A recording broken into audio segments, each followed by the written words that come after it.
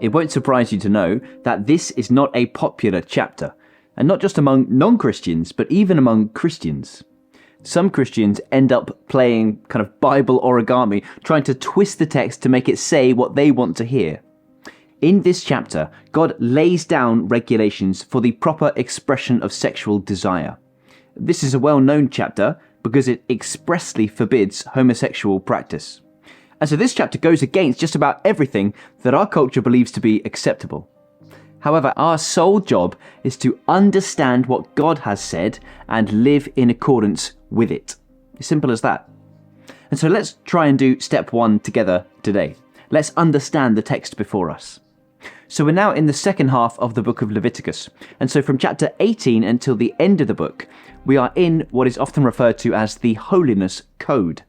In other words, this is the application of the 10 Commandments to the lives of the Israelites so that they might be holy as God is holy.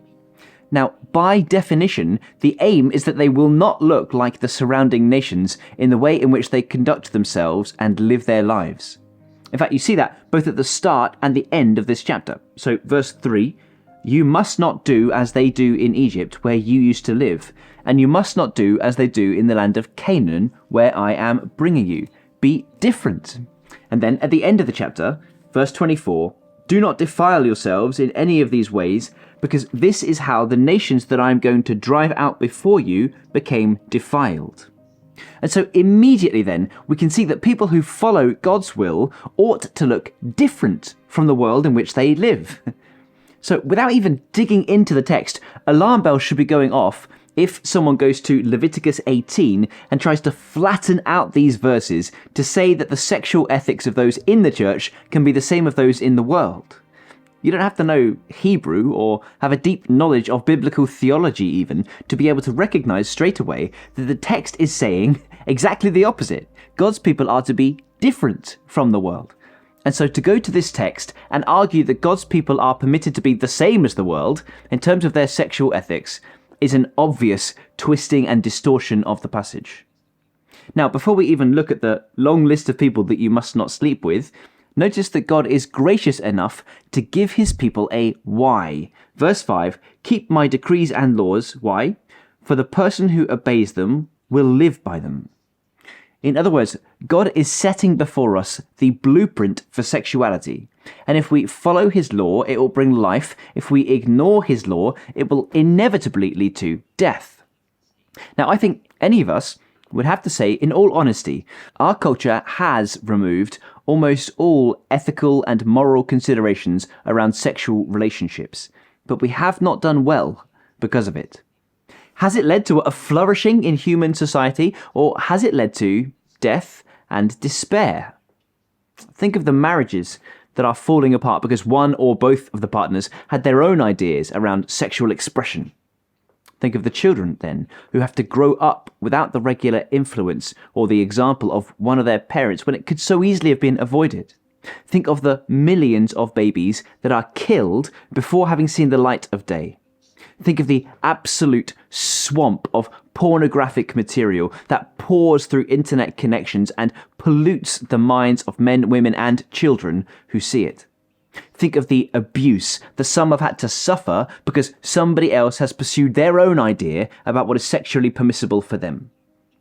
Think of the conversations that our culture now has to have around what even is consent, what constitutes as rape. If there is one area in which our world ought to be able to say, you know what, we have got this badly wrong, our apparently great sexual freedom has indeed led to relational, emotional, spiritual, and literal death. God says, live like this, you'll enjoy life. Now, the Israelites, as we're about to find out, and as you and I know, it is not easy to remain holy, set apart, different from the world in which we live, especially in this area of life. The fact is that every single one of us have sinned and fallen short of the glory of God. Some Christians like to point to particular sexual sins, perhaps that they don't struggle with. They might even lean on Leviticus 18 to do it, But I think that the point of this chapter is to remind us that we all are sinners, even sexual sinners. We all look with lust. We all seek to serve ourselves. We all disregard the direct commands of God in pursuit of our own pleasure. And so, yes, we've all been corrupted by the culture of Canaan, and we have persuaded ourselves that our particular circumstances are different, or our sins are not as serious as their sins. But we too deserve to be judged, just like the Canaanites were judged. And the only thing that saves us from that judgment is Christ. So then, when we point to these truths in the Bible, we ought to do so not for the sake of scolding others, but for the sake of saving others. They're embracing death under the guise of freedom, when Jesus offers even sinners like us forgiveness for past sins, strength for today's temptations, and the certainty of a home in heaven with him.